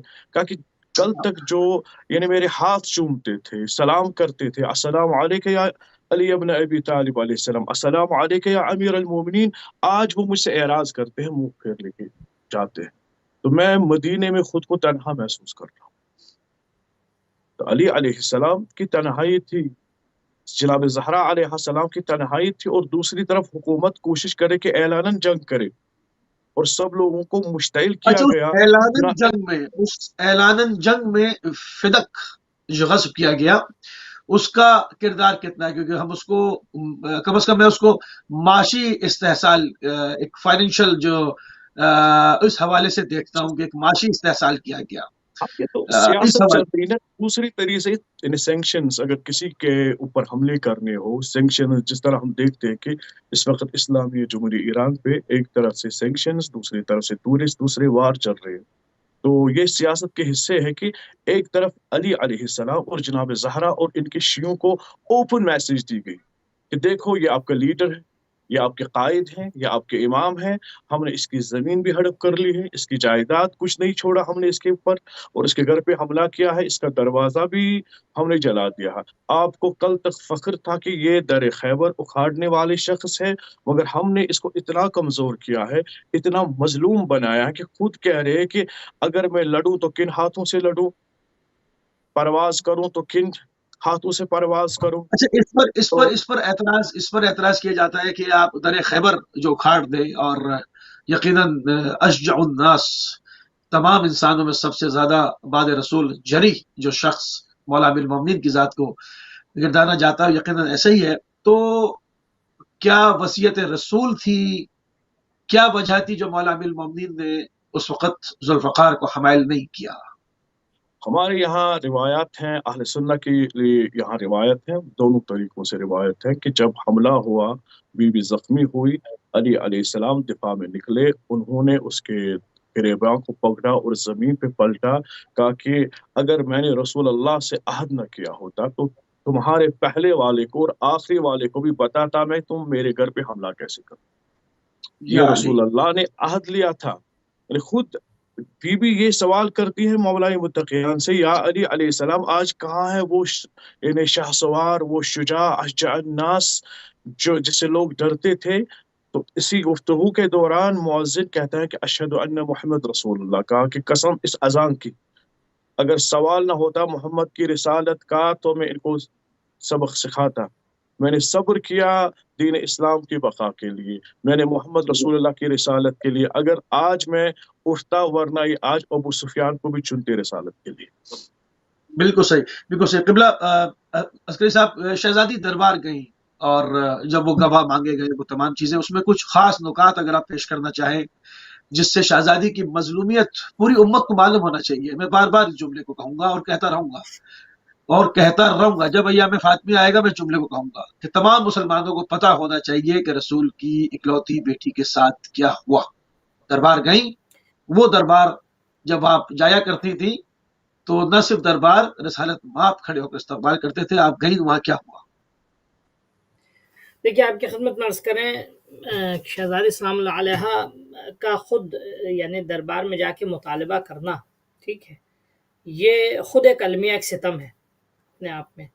اگر شہزادی کا صرف یہ کہہ دینا کہ صدیق طاہرہ مسلمہ، یعنی کسی پہ بھی کوئی بھی شک و ڈاؤٹ ہو سکتا ہے، لیکن پوری تاریخ اسلام میں شہزادی سلام اللہ علیہ کی شخصیت وہ مسلمہ شخصیت ہے کہ جس پہ کسی کو کوئی کیا نام ہے شبہ نہیں ہے۔ آپ کی صداقت پہ کسی کو کوئی شبہ نہیں ہے، آپ کی کردار پہ کسی کو شبہ نہیں ہے، ٹھیک ہے۔ آپ جب گئیں وہاں دربار پہ تو یہ خود ایک جانا آپ کا ایک ستم تھا۔ لیکن آپ نے وہاں جا کے دیکھیے، آپ نے جا کے وہاں ڈائریکٹ جو ہے پہلے یہ نہیں کہا کہ میرا فدق دے دو، پہلے آپ نے یہ نہیں کہا کہ مثال کے طور پہ لاؤ علی ولی تھے، تم نے علی کی ولایت سے کیوں انکار کیا۔ آپ نے وہاں جا کے پورا ایک اسلامک آئیڈیالوجیکل اسٹرکچر کی طرف اشارہ کیا، توحید سے آپ نے شروع کیا، اور توحید کی بنیادیں اسلام کے فلسفے کو، اور اس کے بعد گریجولی جو خطبہ آپ کا ہے پورا شہزادی سلام اللہ علیہ کا، کہ جو خطبہ فدکیہ کے نام سے مشہور ہے، جبکہ فدق کے کچھ حصے کے بارے میں شہزادی نے وہاں مطالبہ کیا، پورے اسلام کو وہاں انٹرپریٹ کیا شہزادی نے، پورے اسلام کی تشریح کی۔ اس کا بھی ایک بنیادی فلسفہ یہ تھا کہ میں جن لوگوں سے بات کر رہی ہوں وہ اصل اسلام کو بھلا چکے ہیں، اگر انہیں اصل اسلام یاد ہوتا تو شہزادی کو یہ کرنا نہیں پڑتا۔ شہزادی نے یہ کیا صرف اس لیے تاکہ ان کو اصل اسلام بھی، وہ خطبہ پورا جا کر دینا۔ اچھا تاریخ کچھ کہتی ہے جب گئیں تو آپ کے لیے اہتمام ہوا، وہ کیا نام ہے، قناع اور باقاعدہ پردہ لگایا گیا، چادر لگائی گئی، شہزادی سلام اللہ علیہ نے چادر کے اس طرف سے گفتگو کی۔ بالکل ایسا نہیں تھا کہ پبلک کے سامنے اوپن ہو کے بات کر رہی تھی شہزادی، نہیں، اس وقت تک اقدار قدریں اتنی محفوظ تھیں پردے کے اس طرف سے۔ اچھا جب شہزادی نے گفتگو شروع کی تو روایت کہتی کہ ابھی کچھ کہنے سے پہلے آپ نے ایک آہ بلند کی تھی، جس آہ کے سبب جو ہے وہ آہ جو بلند کی تو سب گریا کرنے لگے، یعنی وہ پتہ نہیں کیسی درد بھری آہ تھی کہ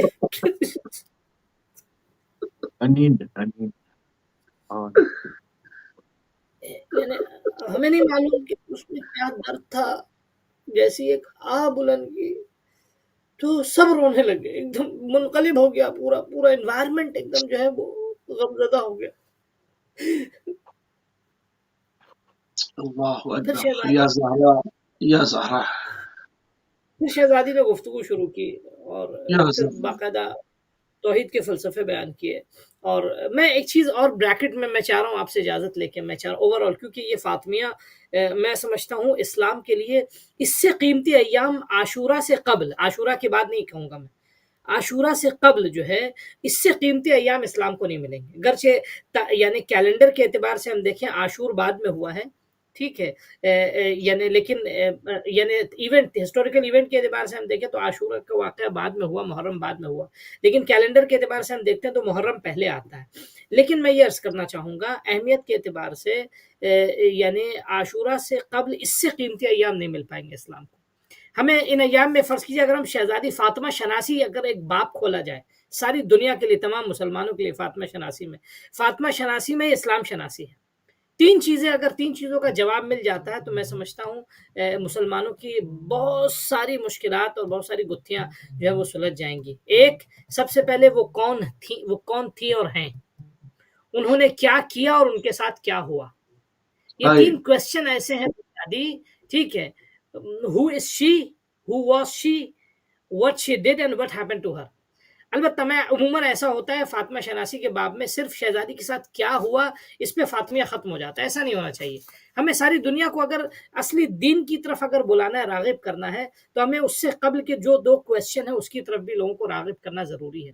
شہزادی کون تھیں، وہی شہزادی نے کیا، جا کے دیکھیے وہاں جا کے، نہیں ہے کہ مثال کے طور پہ سب سے پہلے جو ہے وہ اسلام کا انٹروڈکشن دینے کے بعد اپنا انٹروڈکشن کیا، انا بنت محمد، جیسا کہ اللہ فرما رہے تھے صلی اللہ علیہ وسلم، میں محمد کی بیٹی، یعنی اپنا انٹروڈکشن دیا، میں کون ہوں تاکہ سب پہچان لو، میں کوئی عام خاتون نہیں ہوں، میں وہی فاطمہ ہوں کہ جس کی صداقت کی رسول نے گواہی دی، میں وہی فاطمہ ہوں کہ جس کو جنت کی جو ہے خواتین کا سردار بنایا رسول خدا نے، میں وہی فاطمہ ہوں کہ جو سکون قلب محمد ہوں، ٹھیک ہے۔ تو یہ اس کے بعد پھر شہزادی کا کارنامہ یہ بہت امپورٹنٹ ہے۔ تو شہزادی جو نہیں آپ کی خدمت میں عرض کریں وہ خطبہ دیا ہے، تو اس میں ایک اسلام کا انٹروڈکشن، رسول اسلام کا انٹروڈکشن، اپنا انٹروڈکشن اور ولایت کا انٹروڈکشن، اور دوسری چیز یہ وہاں آپ کو یہ دیکھیے طے تھا کہ آپ سے جو فدق لے لیا گیا وہ آپ کو واپس ملنے والا نہیں، یہ ایک پری پلان تھا، یہ تو اندازہ ہو گیا تھا جو سینیریو تھا اس کا، لیکن وہاں جا کے آپ نے تاریخ کو ایسے دلائل دے دیے کہ تاکہ تاریخ جو ہے پھر کل جھٹلا نہ سکے۔ مثال کے طور پہ جناب ابو بکر سے شہزادی نے سوال کیا کہ کیا نام ہے، تم کتاب خدا کے مطابق آپ میراث لیجئے گا اور میں میراث سے محروم ہو جاؤں گی، میں ایسا تو نہیں ہوں کہ میں آسمان سے کیا نام ہے وہی سلسلہ جس طرح رسول خدا صلی اللہ علیہ وآلہ وسلم یعنی تمام مسلمانوں پہ اسلام کا حرام و حلال جو ہے وہ حلال، شہزادی سے زیادہ یا جناب زہرا سے زیادہ قرآن کو کوئی سمجھ سکتا ہے؟ مطلب عبث ہے کہ اس سے کلام اس کے اوپر بحث کی جاتی، عجیب۔ یعنی آپ نے صاف صاف کہا کہ یہاں یہ دلیل پیش کی گئی کہ ہم انبیاء نہ میراث لیتے ہیں نہ دیتے ہیں، ہم جو کچھ دیتے ہیں وہ جو ہے وہ علم و حکمت ہوتا ہے. شہزادی نے قرآن سے صاف صاف ثابت کیا کہ کتاب خدا کے مطابق جناب کیا نام سلیمان نے جناب داؤد سے، ایک نبی نے دوسرے نبی سے جو ہے ایک نبی نے دوسرے نبی سے میراث لی، اور یہ میراث جو ہے وہ والی میراث نہیں تھی کہ علم و حکمت والی، کیونکہ نبوت اور میراث میں شہزادی ملتی نہیں. تحریر بھی تو لائی تھی اول نہیں. اب نہیں یہاں پر ایک سوال اور ہے نا. اگر یہ اعتراض کیا جا رہا ہے کہ نبی میراث نہیں چھوڑتے، تو کیا نعوذ باللہ ثم نعوذ باللہ رسول اللہ کو نہیں معلوم تھا؟ انہوں نے وہ تحریر لکھ کے کیوں دی پھر؟ نہیں دیکھیے اس میں پیراڈاکس ہے، اس میں کنٹرڈکشن ہے. آپ خود دیکھیں، اگر یہ سوال کیا جائے گا اگر میراث نہیں چھوڑتے ہیں ٹھیک ہے، تو رسول خدا کی ازواج کو کیسے ملا ان کا حق؟ وہی تو، یعنی بس صاف صاف یہ کہا جائے گا، صاف یہ کہا جائے گا آپ کو نہیں دینا، آپ کو نہیں دینا ہے، باقی سب کو دینا ہے. دیکھیے یہ سوالات دیکھیے کاؤنٹر پارٹس ہم کر سکتے ہیں، لیکن ہم صرف ایک منطقی دلیل دینا چاہ رہے ہیں، جو شہزادی نے بھی یہی کیا کہ شہزادی نے صاف صاف کہا کہ بھائی کیا نام ہے کتاب خدا کے مطابق ترثو من ابیک ولا ارثو من ابی. اے ابو بکر آپ اپنے والد محترم سے جو ہے وہ میراث لیجئے گا، لیکن میں فاطمہ اپنے بابا سے میراث نہیں لوں گی. یہ کہاں کا انصاف ہے؟ یہ کہاں کا دین؟ یہ کہاں کا دین؟ تو شہزادی وہاں دیکھیے وہاں گئی تھیں آپ مثلا ایک لاجیکل ڈیبیٹ پیش کرنے گئی تھی، اپنا پیٹیشن ڈالنے گئی تھی جو ایک لیگل پیٹیشن تھا، جو معلوم تھا کہ جس کے عوض میں ملنے والا نہیں ہے. یہ قیامت تک کے لیے مسلمانوں کے لیے ایک دلیل ہے. دیکھیے وہاں یہ ثابت کرنے گئی تھی کہ جو ہو رہا ہے وہ غلط ہو رہا ہے، اور یہی مسلمانوں کے حق و باطل کے فیصلے کرنے کے لیے کافی ہے کہ جو پورا ہوا. مثلا کیا نام ہے آپ نے خلافت کو بھی ثابت کیا، مولا کائنات کے لیے باقاعدہ اقرار لیا. کیا غدیر میں میرے بابا نے تم لوگوں سے جو ہے علی کی ولایت پہ اقرار نہیں لیا تھا؟ کیا تم نے بیعت نہیں کی تھی؟ سب و سماع اقرار لیا. ٹھیک ہے، تو یہ جو شہزادی کرنا چاہ رہی تھی وہ تاریخ کو ایک مٹیریل دینا چاہ رہی تھی کہ ابھی تو مسلمان خاموش ہے، ابھی مسلمانوں کا ذہن مر چکا ہے، جو نام کے لیے بہرحال صحابہ اور سب کچھ ہیں، لیکن ابھی ان کے ذہن پہ خوف طاری ہے، ابھی وہ کچھ نہیں بولنے. لیکن یہ کہ بعد میں جب مسلمانوں کی دوسری نسلیں آئیں گی تو وہ حق پسند جو ہوں گے تو وہ غور کر کے صحیح راستے. بالکل صحیح. قبلہ عدیل صاحب ٹائم ہمارے پاس محدود ہو رہا ہے. قبلہ عدیل صاحب ابن تیمیہ کو اگر پڑھا جائے، ابن تیمیہ نے بھی اس چیز کو ایڈمٹ کیا کہ شہزادی کے گھر کے اوپر حملہ ہوا، مگر انہوں نے اس کو اس طرح سے مینوپولیٹ کرنے کی کوشش کی کہ کہیں اس لیے حملہ کیا کہ کہیں آپ کے گھر میں جو ہے وہ مولا بالمومنین اور شہزادی بطول کے گھر میں مساکین اور فقراء کے لیے جو مال ہے تو وہ تو کہیں ہے نہیں اندر. مطلب اس کو یعنی یہ بھی ایک توحید کا پہلو ہے. اس طرح سے ابن تیمیہ نے اس کو مینوپولیٹ کرنے کی کوشش کی. اس پر کیا کہیں گے آپ؟ ابن تیمیہ حرانی نے اپنی کتاب منہاج السنہ جسے ہم کہتے ہیں منہاج البدع، جو منہاج الضلالہ ایک ضلالت کی کتاب، دہشت گردی کی کتاب، جس سے لوگ انتہا پسند، انتحاری اور ایک بدگماں ہو کے داعش جیسی چیز عالم اسلام کو ملی، وہ یہی صاحب تھے جو خود ایک دماغی مرض کے مریض تھے. بچپن میں ہی اس کے اثرات تھے. تو بعد میں انہوں نے جب مسئلہ ہجوم جناب زہرا کے گھر پہ حملے کے جسٹیفائی کرنے کی کوشش کی، کہا کہ ہاں حکومت نے تو حملہ کیا، مگر اس لیے کہا کہ کہیں وہاں پہ کوئی مال زکوٰۃ، کوئی پور بوٹھی یا باقی چیز نہ ہو. ابن تیمیہ صاحب کو کہتے ہیں کہ ابن تیمیہ صاحب آپ نے سورہ حل عطا نہیں پڑھا تھا؟ یعنی جو مسکین و یتیم و اسیر کو اپنا کھلائے اور اللہ اس کے عوض میں انہیں سورہ حل عطا دے جناب زہرا علیہ السلام، تو کیا یہ کوئی مال چھپا سکتی ہے؟ اور جب نجوہ آئی تو مدینے میں کرفیو ہوا، 3 دن تک کوئی صحابی نے نظر نہیں آیا جو آتے تھے پیغمبر کے بغل میں بیٹھ کر سرگوشی کرنے کے لیے، تو وہ تو نہیں آئے. تو اللہ نے حکم تبدیل کر کے صرف مولائے متقیان آئے، اور جس نے در خیبر فتح کیا، غنائم لائے، مدینے میں داخل آئے، تو وہاں پہ یتیم و مسکین اور فقیروں کو دیکھ کر سب کچھ دیا. تو اپنے گھر جب تشریف لائے جناب امیر المؤمنین علیہ السلام، تو وہاں پہ دیا بھی نہیں جلتا تھا، اس میں تیل بھی نہیں تھا. تو جناب زہرا نے کہا کہ مبروک یا ابن ابی طالب علیہ السلام، آپ تو فاتح خیبر ہو، تو آپ نے تو زیادہ مال لایا ہوگا. کہا کہ لایا تھا، مگر یتیموں اور مسکینوں میں وہ میں نے تقسیم کیا. تو جناب زہرا نے مصلی بچھایا اور 2 نمازیں رکعت شکرانے کی ادا کی. کیا وہ زہرا علیہ السلام مسلمانوں کا مال چھپائے گھر میں؟ یہ تو حیف ہے نا. یعنی جن نہیں کی تاریخ میں ہے بڑے بڑے نام جن کے ناموں کے ساتھ غنی لکھا، انہوں نے کہا کہ یا علی آج آپ کے بچے جیے، ہم نے آج پہلی بار پیٹ بھر کے کھجوریں کھائی، مطلب جو کھجور نہیں کھا سکتے تھے پیٹ بھر کے، یہ تاریخ ہے، یہ تاریخ اسلام میں جی غنی بنے فلاں غنی وہ غدیر کے بعد غنی ہوا، اس کے بعد تو سب یہ مہاجرین ہی تھے، اصحاب صف میں لوگ شامل تھے، مگر رونا یہاں پہ ہے کہ جس کی طہارت کی گواہی، جس گھر کی شرافت کی گواہی اللہ سبحانہ و تعالی قرآن میں دے اور فرمائے کہ انما یرید اللہ لیذھب عنکم الرجس اہل البیت، تو کیا یہ اہل البیت یا اللہ کی قدرت میں خامی ہے یا ابن تیمیہ کے کلام میں پختگی ہے؟ اللہ تو طہارت کی گواہی دے رہا ہے، اللہ تو طہارت کی گواہی دے رہا ہے، مگر وہ بیچارہ کیا کرے جس کی پیدائش میں ہی نجاست ہو، تو وہ کیسے اہل بیت کو مان لے گا؟ یہ بھی تو مطلب اس میں بھی تو مسلمانوں کو دیکھنا ہے کہ اس طرح سے مولانا صاحب نے کہا کہ ہمیں اہل البیت شناس بننا ہے، جناب زہرا شناس۔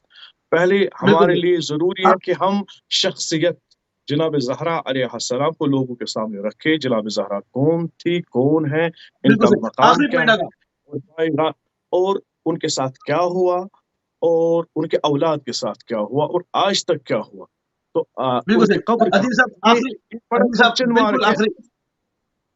آخری شیخ کاظم العمری کو دوبارہ سے جو ہے وہ گرفتار کیا گیا ہے، اور یہ کیا سقیفہ کا ہی تسلسل سمجھوں میں اس کو؟ دیکھیے جو بھی مملکت آل سلول ہم اس کو کہتے ہیں کہ نہ کہ آل سعود، تو مملکت آل سلول جو یا انہوں نے بنائی ہے کہ عالم اسلام پہ جو ایک مصیبت آئی اس وقت کہ اللہ کے گھر کے سامنے انہوں نے ایک کسینہ کھولا ہے، جس سرزمین پہ سرزمین وحی ہو، تو وہاں پہ انہوں نے نائٹ کلبس اور کانسرٹس کا سلسلہ شروع کیا ہے، چاہے وہ شیعہ عالم دین ہو یا سنی عالم دین ہو، حتیٰ کہ اگر وہ سائنٹیفک یعنی اہل الحدیث بھی ہو، یعنی کوئی ٹرم استعمال کرنے کے بغیر، وہاں پہ جو بھی دین اسلام کی قال اللہ و قال رسول اللہ کی بات کرتا ہے اس وقت یعنی مملکت آل سلول میں، اسے گرفتار کیا جاتا ہے، یعنی بلا مذہب و مسلک۔ اور جس طرح تک شیخ العمری کو آج گرفتار کیا گیا، ان کا جرم بھی یہی ہے کہ یہ اس منافقانہ حکومت کے خلاف جو ایک ایلیمینائٹی ایجنٹ ہے، اور جن کو اسلام سے کوئی سروکار نہیں ہے، جو چاہتا ہے کہ سرزمین حجاز سے اسلام کو مٹا دے اور وہاں پہ فرانس، یورپ، پیرس اور لاس ویگس جیسا ماحول تیار کرے۔ اور آج بھی مملکت آل سلول میں جو حجاز مقدس ہیں، وہاں پہ اللہ کے بندے ہیں، مسلمان ہیں، چاہے وہ شیعہ ہو یا سنی ہو، وہ اس چیز میں کوشاں ہے کہ کس طرح بقائے کلمت اللہ اور لا الہ الا محمد رسول اللہ کو سربلند رکھے اور شریعت کا ہم تحفظ کریں۔ بہرحال وہ کس گروپ کا ایلومینٹی کا ایجنٹ ہے نہیں ہے، بہرحال اس کے لیے اتنا ہی اس کے فاسد ہونے کے لیے کافی ہے کہ اس نے حرم جو محترم ترین سرزمین ہے اس میں جوئے خانے، شراب خانے اور یہ تمام فحشا وہاں پر پھیلایا، یہ اس کے لیے کافی ہے۔ بہرحال اس کے ساتھ اپنے پروگرام کو اختتام کی طرف لے کر جائیں گے، اور انتہائی مشکور ہیں اور ممنون ہے اپنے دونوں صاحبان کا، جس میں مولانا مرزا عسکری حسین صاحب آپ نے کویت سے ہمیں جوائن کیا، انتہائی مشکور اور ممنون ہے، اپنا قیمتی ٹائم اہل بیت ٹی وی کو دیا، اور اپنے دوسرے مہمان آغا وجود اسلام سید عادل مرتضی موسوی صاحب شری نگر کشمیر سے آپ نے ہمیں جوائن کیا، آپ کے بھی انتہائی مشکور اور ممنون ہیں کہ آپ نے اپنا قیمتی ٹائم اہل بیت ٹی وی کو دیا۔ اور ناظرین ایام فاطمیہ کی خصوصی ٹرانسمیشن کا آغاز اپنے آج سے کیا، اور اس پر جو ہے وہ روزانہ ہی جو ہے وہ تاریخ کے اوراق کو پلٹیں گے، اور جو کچھ امت سے بارہا چھپایا گیا یا چھپایا جانے کی کوشش کی جاتی رہی ہے، اس کو بہت احسن طریقے کے ساتھ، ادب کے ساتھ، حق اور باطل کی دونوں راستوں کو الگ کر کے آپ کے سامنے پیش کریں گے، تاکہ آپ کو فیصلہ کر